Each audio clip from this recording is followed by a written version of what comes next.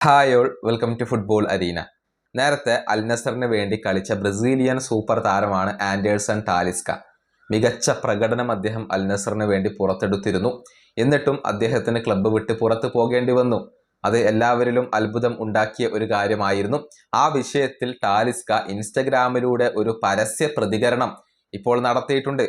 അൽ നസർ എന്ന ക്ലബിനെതിരെ ഗുരുതരമായ ആരോപണങ്ങളാണ് അദ്ദേഹം ഉന്നയിച്ചിട്ടുള്ളത്.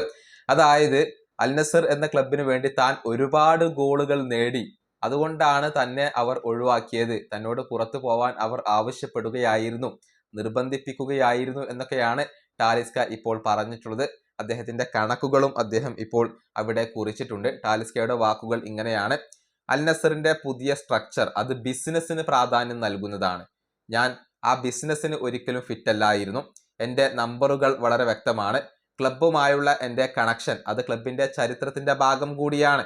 അൽ നസറിന്റെ ചരിത്രത്തിൽ ഏറ്റവും കൂടുതൽ ഗോളുകൾ നേടിയ 5ാമത്തെ താരം ഞാനാണ്.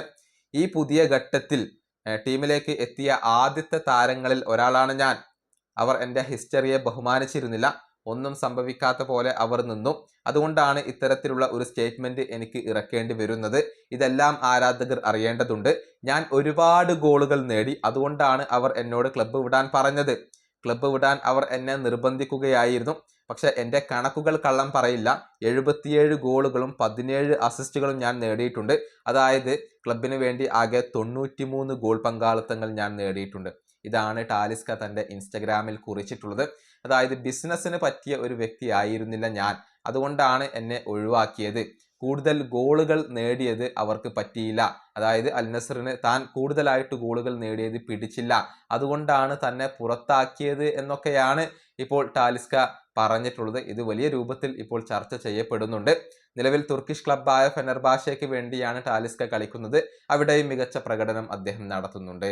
ഈ വീഡിയോ അവസാനിപ്പിക്കുന്നു. അടുത്തൊരു വീഡിയോ കൊണ്ട് കാണാം.